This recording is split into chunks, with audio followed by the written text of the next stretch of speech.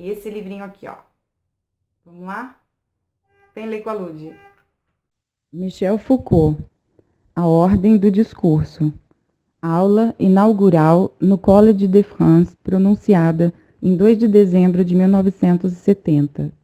Leituras filosóficas.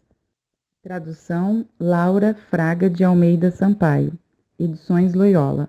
Gostaria de me insinuar subrepticiamente no discurso que devo pronunciar hoje e nos que deverei pronunciar aqui, talvez durante anos. Ao invés de tomar a palavra, gostaria de ser envolvido por ela e levado bem além de todo o começo possível. Gostaria de perceber que no momento de falar uma voz sem nome me precedia há muito tempo. Bastaria então que eu encadeasse, prosseguisse a frase, me alojasse sem ser percebido em seus interstícios, como se ela me houvesse dado um sinal, mantendo-se por um instante suspensa. Não haveria, portanto, começo, e em vez de ser aquele de quem parte o discurso, eu seria, antes, ao acaso de seu desenrolar, uma estreita lacuna, o ponto de seu desaparecimento possível. Gostaria de ter atrás de mim, tendo tomado a palavra há muito tempo, duplicando de antemão tudo o que eu vou dizer, uma voz que dissesse: é preciso continuar, eu não posso continuar.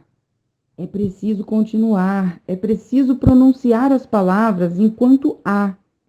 É preciso dizê-las até que elas me encontrem, até que me digam: estranho castigo, estranha falta. É preciso continuar. Talvez já tenha acontecido, talvez já me tenham dito, talvez me tenham levado ao limiar de minha história, diante da porta que se abre sobre minha história. Eu me surpreenderia se ela se abrisse. Existe em muita gente, penso eu, um desejo semelhante de não ter de começar, um desejo de se encontrar, logo de entrada, do outro lado do discurso, sem ter de considerar do exterior o que ele poderia ter de singular, de terrível, talvez de maléfico. A essa aspiração tão comum, a instituição responde de modo irônico, pois que torna os começos solenes, cerca-os de círculos de atenção e de silêncio, e lhes impõe formas ritualizadas, como para sinalizá-los à distância. O desejo diz: eu não queria ter de entrar nessa ordem arriscada do discurso. Não queria ter de me haver com o que é que tem de categórico e decisivo. Gostaria que fosse, ao meu redor, como uma transparência calma, profunda, indefinidamente aberta, em que os outros respondessem à minha expectativa e de onde as verdades se elevassem, uma a uma. Eu não teria senão de me deixar levar, nela e por ela, como um destroço feliz. E a instituição responde: você não tem por que temer começar. Estamos todos aí para lhe mostrar que o discurso está na ordem das leis, que há muito tempo se cuida de sua aparição, que lhe foi preparado um lugar que o honra, mas o desarma, e que se lhe ocorre ter algum poder, é de nós, só de nós que lhes advém. Mas pode ser que essa instituição e esse desejo não sejam outra coisa senão duas réplicas opostas à sua mesma inquietação. Inquietação diante do que é o discurso em sua realidade material de coisa pronunciada ou escrita. Inquietação diante dessa existência transitória destinada a se apagar sem dúvida, mas segundo uma duração que não nos pertence.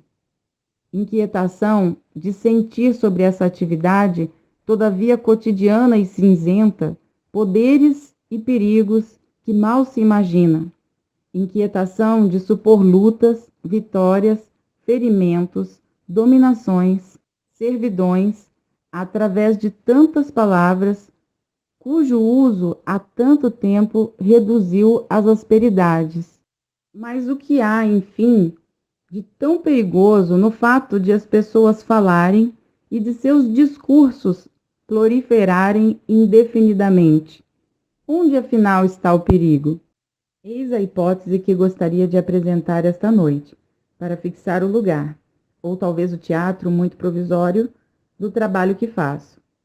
Suponho que em toda a sociedade a produção do discurso é ao mesmo tempo controlada, selecionada, organizada e redistribuída por certo número de procedimentos que têm por função conjurar seus poderes e perigos, dominar seu acontecimento aleatório, esquivar sua pesada e temível materialidade. Em toda sociedade como a nossa, conhecemos, é certo, procedimentos de exclusão. O mais evidente, o mais familiar, também é a interdição. Sabe-se bem que não se tem o direito de dizer tudo, que não se pode falar de tudo em qualquer circunstância, que qualquer um, enfim, não pode falar de qualquer coisa. Tabu do objeto, ritual da circunstância, direito privilegiado ou exclusivo do sujeito que fala. Temos aqui um jogo de 3 tipos de interdições que se cruzam, se reforçam e se compensam, formando uma grade complexa que não cessa de se modificar. Notaria apenas que em nossos dias, as regiões onde a grade é mais cerrada, onde os buracos negros se multiplicam, são as regiões da sexualidade e as da política. Como se o discurso, longe de ser esse elemento transparente ou neutro, no qual a sexualidade se desarma e a política se pacifica, fosse um dos lugares onde elas exercessem, de modo privilegiado, alguns de seus mais temíveis poderes. Por mais que o discurso seja aparentemente bem pouca coisa, as interdições que o atingem revelam logo rapidamente sua ligação com o desejo e com o poder. Nisto não há nada de espantoso, visto que o discurso, como a psicanálise nos mostrou, não é simplesmente aquilo que manifesta ou oculta o desejo. É também aquilo que é o objeto do desejo.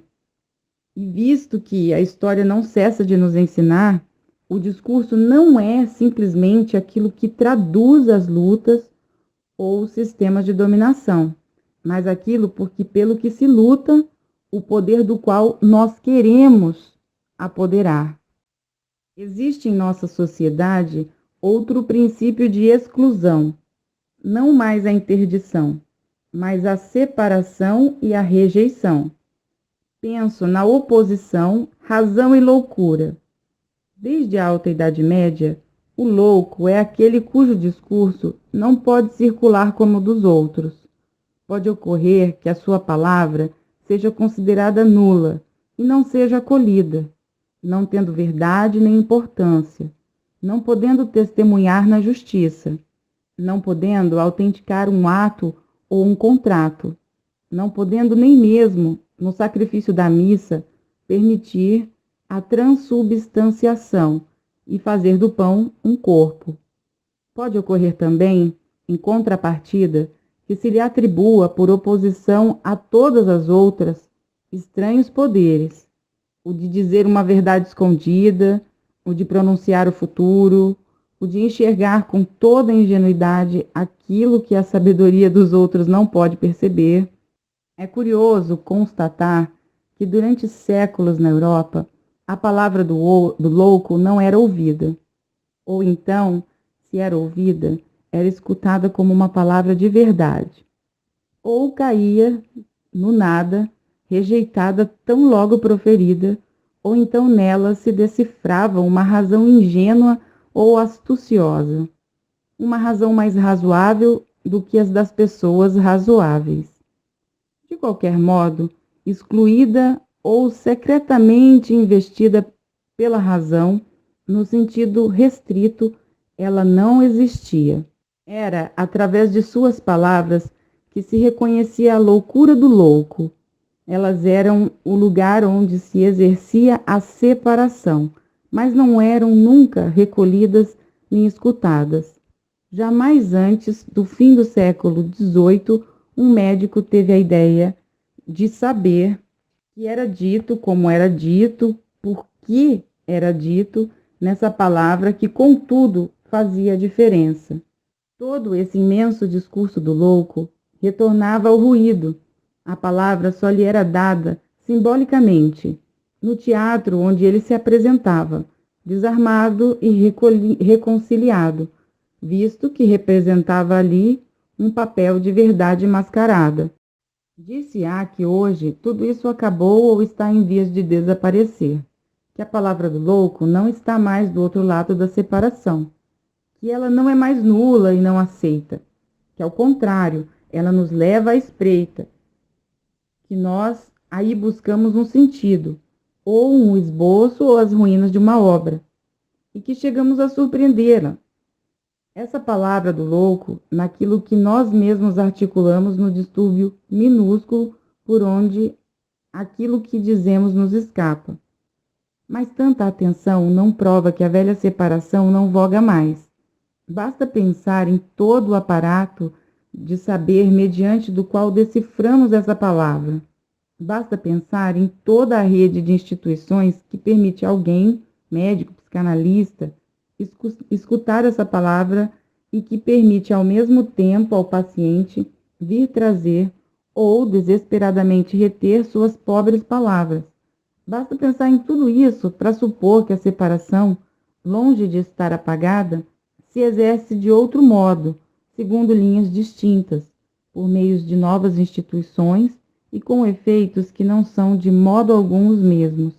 E mesmo que o papel do médico não fosse senão prestar ouvido a uma palavra enfim livre, é sempre na manutenção da censura que a escuta se exerce.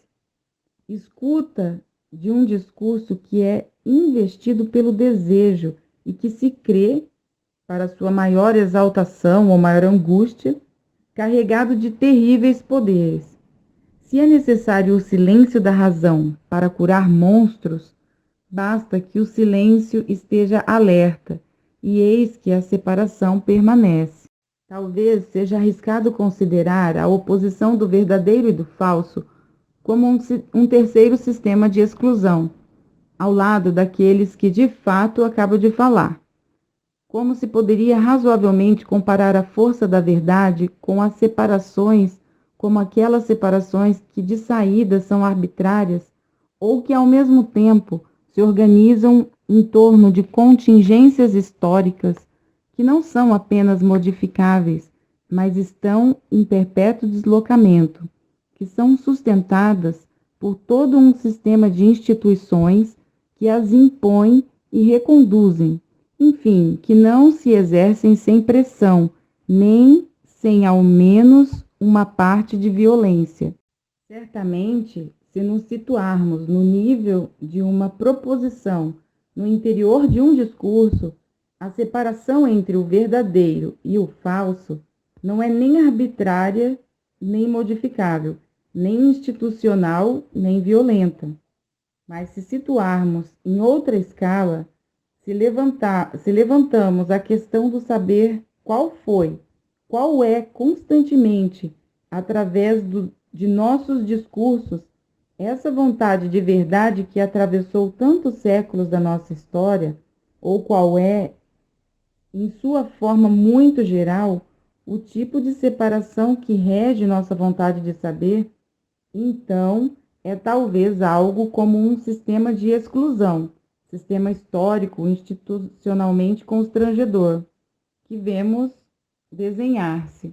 Separação historicamente constituída, com certeza, porque ainda nos poetas gregos do século VI, o discurso verdadeiro, no sentido forte e valorizado do termo, o discurso verdadeiro pelo qual se tinha respeito e terror, aquele ao qual era preciso submeter-se, porque ele reinava, era o discurso pronunciado por aquém de direito e conforme o ritual requerido. Era o discurso que pronunciava a justiça e atribuía a cada qual sua parte. Era o discurso que, profetizando o futuro, não somente anunciava o que se ia passar, mas contribuía para a sua realização. Suscitava a adesão dos homens e se tramava assim com o destino. Ora, Eis que um século mais tarde, a verdade a mais elevada já não residia mais no que era o discurso, ou no que ele fazia, mas residia no que ele dizia. Chegou um dia em que a verdade se deslocou do ato ritualizado, eficaz e justo da enunciação para o próprio enunciado, para seu sentido, sua forma, seu objeto, sua relação, a sua referência. Entre Hesíodo e Platão, uma certa divisão se estabeleceu, separando o discurso verdadeiro e o discurso falso. Separação nova, visto que doravante o discurso verdadeiro não é mais o discurso precioso e desejável, visto que não é mais o discurso ligado ao exercício do poder. O sofista é enxotado. Essa divisão histórica deu sem dúvida sua forma geral à vontade do saber, mas não cessou, contudo, de se deslocar. As grandes mutações científicas podem talvez ser lidas, às vezes, como consequências de uma descoberta, mas podem também ser lidas como a aparição de novas formas na vontade de verdade. Há, sem dúvida, uma vontade de verdade no século XIX que não coincide nem pelas formas que põe em jogo, nem pelos domínios de objeto ao qual se dirige, nem pelas técnicas sobre as quais se apoia, com a vontade de saber que caracteriza a cultura clássica. Voltemos um pouco atrás. Por volta do século XVI e do século XVII, na Inglaterra sobretudo, apareceu uma vontade de saber que, antecipando-se a seus conteúdos atuais, desenhava planos de objetos possíveis, observáveis, mensuráveis, classificáveis, uma vontade de saber que impunha ao sujeito cognoscente e, de certa forma, antes de qualquer experiência, certa posição, certo olhar e certa função. Ver em vez de ler, verificar em vez de comentar. Uma vontade de saber que prescrevia, e de um modo mais geral do que qualquer instrumento determinado, o nível técnico do qual deveria investir-se os conhecimentos para serem verificáveis e úteis. Tudo se passa como se, a partir da grande divisão platônica, a vontade de verdade tivesse sua própria história, que não é a das verdades que constrangem. História dos planos de objetos a conhecer, história das funções e posições do sujeito cognoscente, história dos investimentos materiais, técnicos e instrumentais do conhecimento. Ora, essa vontade de verdade, como os outros sistemas de exclusão, apoia-se sobre um suporte institucional. É ao mesmo tempo reforçada e reconduzida por todo um compacto conjunto de práticas, como a pedagogia, é claro, como o sistema dos livros, da edição, das bibliotecas, como as sociedades de sábios outrora, os laboratórios hoje. Mas ela é também reconduzida, mais profundamente, sem dúvida, pelo modo como o saber é aplicado em uma sociedade, como é valorizado, distribuído, repartido e, de certo modo, atribuído. Recordemos aqui, apenas a título simbólico, o velho princípio grego, que a aritmética pode bem ser um assunto das cidades democráticas, pois ela ensina as relações de igualdade, mas somente a geometria deve ser ensinada nas oligarquias, pois demonstra as proposições na desigualdade. Enfim, creio que essa vontade de verdade, assim apoiada sobre um suporte e uma distribuição institucional, tende a exercer sobre os outros discursos, estou sempre falando da nossa sociedade, uma espécie de pressão e como que um poder de coerção. Penso na maneira como a literatura ocidental teve de buscar apoio, durante séculos, no natural, no verossímil, na sinceridade, na ciência também, em suma, no discurso verdadeiro. Penso igualmente na maneira como as práticas econômicas, codificadas como preceitos ou receitas, eventualmente como moral, procuram, desde o século XVI, fundamentar-se, racionalizar-se e justificar-se a partir de uma teoria das riquezas e da população.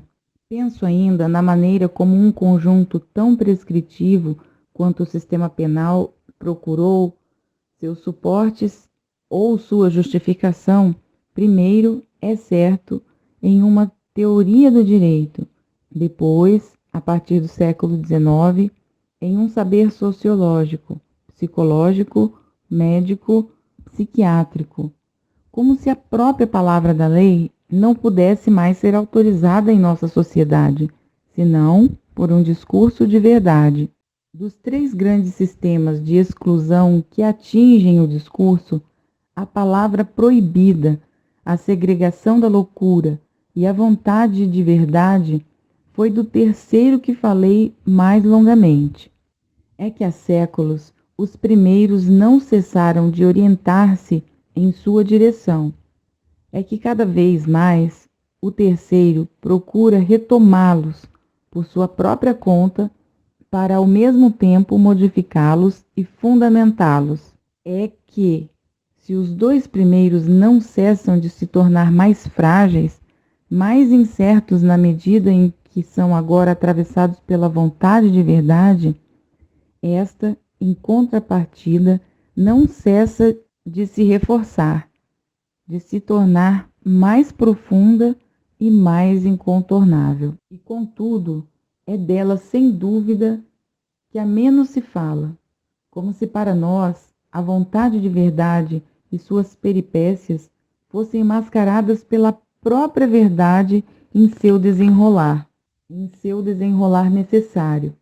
E a razão disso é, talvez, esta: é que, se o discurso verdadeiro não é mais, com efeito, desde os gregos, aquele que responde ao desejo ou aquele que exerce o poder, na vontade de verdade, na vontade de dizer esse discurso verdadeiro, o que está em jogo senão o desejo e o poder? O discurso verdadeiro, que a necessidade de sua forma liberta do desejo e libera do poder, não pode reconhecer a vontade de verdade que o atravessa. E a vontade de verdade, essa que se impõe a nós há bastante tempo, é tal que a verdade que ela quer não pode deixar de mascará-la. Assim, só aparece aos nossos olhos uma verdade que seria riqueza, fecundidade, força doce e insidiosamente universal. E ignoramos, em contrapartida, a vontade de verdade como prodigiosa maquinaria destinada a excluir todos aqueles que, ponto por ponto em nossa história, procuraram contornar essa vontade de verdade e recolocá-la em questão contra a verdade, lá, justamente onde a verdade assume a tarefa de justificar a interdição e definir a loucura.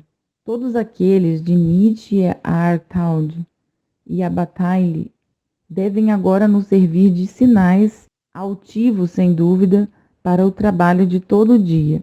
Existem, evidentemente, muitos outros procedimentos de controle e de delimitação do discurso. Aqueles que já falei até agora se exercem de certo modo do exterior, funcionam como um sistema de exclusão. Concernem, sem dúvida, a parte do discurso que põe em jogo o poder e o desejo. Pode-se, creio eu, isolar outro grupo de procedimentos internos, visto que são os discursos eles mesmos que exercem seu próprio controle. Procedimentos que funcionam, sobretudo, a título de princípios de classificação, de ordenação, de distribuição, como se tratassem, desta vez, de submeter outra dimensão do discurso a acontecimentos e do acaso. Em primeiro lugar, o comentário. Suponho, mas sem ter muita certeza, que não há sociedade onde não existam narrativas maiores que se contam, se repetem e se fazem variar. Fórmulas, textos conjuntos, ritualizados de discursos que se narram, conforme circunstâncias bem determinadas. Coisas ditas uma vez que se conservam, porque nelas se imagina haver algo como um segredo ou uma riqueza. Em suma, pode-se supor que há, muito regularmente nas sociedades, uma espécie de desnivelamento entre os discursos que se dizem no decorrer dos dias e das trocas, e que passam com o ato mesmo que os pronunciou, e os discursos que estão na origem de certo número de atos novos de fala que os retomam, os transformam ou falam deles, ou seja, os discursos que indefinidamente, para além de sua formulação, são ditos, permanecem ditos e estão ainda por dizer. Nós os conhecemos em nosso sistema de cultura. São os textos religiosos ou jurídicos, são também esses textos curiosos, quando se considera o seu estatuto, e que chamamos de literários, em certa medida, textos científicos. É certo que esse deslocamento não é estável, nem constante, nem absoluto. Não há, de um lado, a categoria dada, uma vez por todas, dos discursos fundamentais ou criadores, e de outro lado, a massa daqueles que repetem, glossam e comentam. Muitos textos maiores se confundem e desaparecem, e por vezes comentários vêm tomar o primeiro lugar. Mas, embora seus pontos de aplicação possam mudar, a função permanece, e o princípio de um deslocamento encontra-se sem cessar reposto em jogo. O desaparecimento radical desse desnivelamento não pode nunca ser senão um jogo, utopia ou angústia. Jogo à moda de Borges, de um comentário que não será outra coisa senão a repariação, palavra por palavra, mas dessa vez solene e esperada, daquilo que ele comenta. Jogo ainda de uma crítica que falaria até o infinito de uma obra que não existe. Sonho lírico de um discurso que renasce em cada um de seus pontos, absolutamente novo e inocente, e que reaparece sem cessar, em todo o frescor, a partir das coisas, dos sentimentos, dos pensamentos. Angústia daquele doente de Janete, para quem o menor enunciado era como palavra de evangelho, encerrando inesgotáveis tesouros de sentido e merecendo ser indefinidamente relançado, recomeçado, comentado. Quando eu penso, dizia ele logo que lia ou escutava, quando penso nessa frase que vai partir para a eternidade e que eu talvez ainda não tenha compreendido plenamente. Mas quem não vê que se trata aí, cada vez, de anular um dos termos da relação e não de suprimir a relação ela mesma? Relação que não cessa de se modificar através do tempo. Relação que toma, em uma dada época, formas múltiplas e divergentes. A exegese jurídica é muito diferente, e isso há bastante tempo, do comentário religioso. Da mesma e única obra literária pode dar lugar simultaneamente a tipos de discursos distintos. A Odisseia, como texto primeiro, é repetida, na mesma época, na tradução de Berard, em infindáveis explicações de textos no Ulisses de Joyce. Por ora, gostaria de me limitar a indicar que no que se chama globalmente um comentário, o desnível entre texto primeiro e texto segundo desempenha dois papéis que são solidários. Por outro lado, permite construir indefinidamente novos discursos.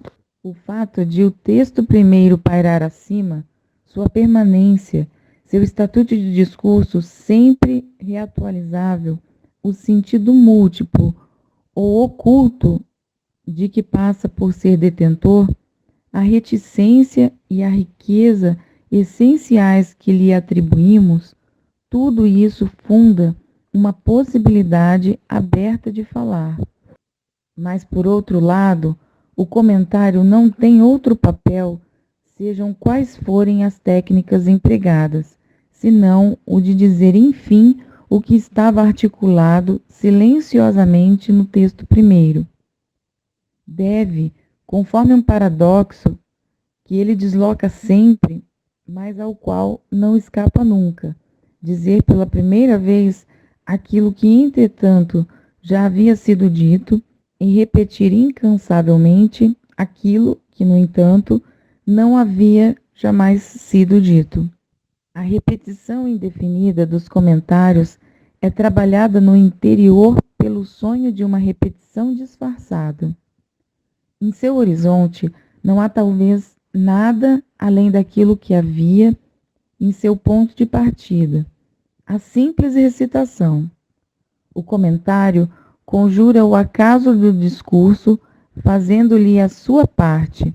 Permite-lhe dizer algo além do texto mesmo, mas com a condição de que o texto mesmo seja dito e, de certo modo, realizado. A multiplicidade aberta, o acaso são transferidos pelo princípio do comentário, daquilo que arriscaria de ser dito, para o número e a forma, a máscara, a circunstância da repetição. O novo não está no que é dito, mas no acontecimento de sua volta. Creio que existe outro princípio de rarefação de um discurso, que é, até certo ponto, complementar ao primeiro. Trata-se do autor. O autor, não entendido, é claro, como um indivíduo falante que pronunciou ou escreveu um texto, mas o autor como princípio de agrupamento do discurso, como unidade e origem de suas significações, como foco de sua coerência. Esse princípio não voga em toda parte nem de modo constante. Existem ao nosso redor muitos discursos que circulam, sem receber seu sentido ou sua eficácia de um autor ao qual seriam atribuídos. Conversas cotidianas, logo apagadas, decretos ou contratos que precisam de signatários, mas não de autor. Receitas técnicas transmitidas no anonimato, mas nos domínios em que a atribuição um autor é de regra literatura, filosofia, ciência. Vê-se bem que ela não desempenha sempre o mesmo papel. Na ordem de discurso científico, a atribuição a um autor era, na Idade Média, indispensável, pois era um indicador de verdade. Uma proposição era considerada como recebendo de seu autor seu valor científico. Desde o século XVII, essa função não cessou de se enfraquecer. No discurso científico, o autor só funciona para dar um nome a um teorema, um efeito, um exemplo, uma síndrome. Em contrapartida, na ordem do discurso literário, e a partir da mesma época, a função do autor não cessou de se reforçar. Todas as narrativas, todos os poemas, todos os dramas ou comédias que se deixava circular na Idade Média no anonimato, ao menos relativo, eis que agora lhes pergunta e exigem que respondam: de onde vêm? Quem os escreveu? Pede-se que o autor preste contas para a unidade de texto posta sobre seu nome. Pede-se-lhe que revele, ou ao menos sustente, o sentido oculto que o atravessa.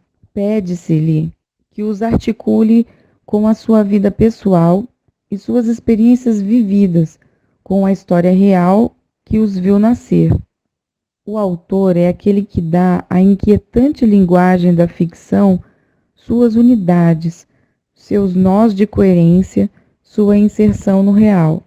Mas eu sei bem que me vão dizer: Mas você fala aqui do autor tal como a crítica o reinventa após o fato consumado. Quando sobreveio a morte e não resta senão uma massa confusa de escritos ininteligíveis. É preciso, então, repor um pouco de ordem em tudo isso. Imagina um projeto, uma coerência, uma temática que se pede à consciência ou à vida de um autor, na verdade talvez um pouco fictício. Mas isso não impede que ele tenha existido, esse autor real, esse homem que irrompe em meio a todas as palavras usadas, trazendo nelas seu gênio ou sua desordem.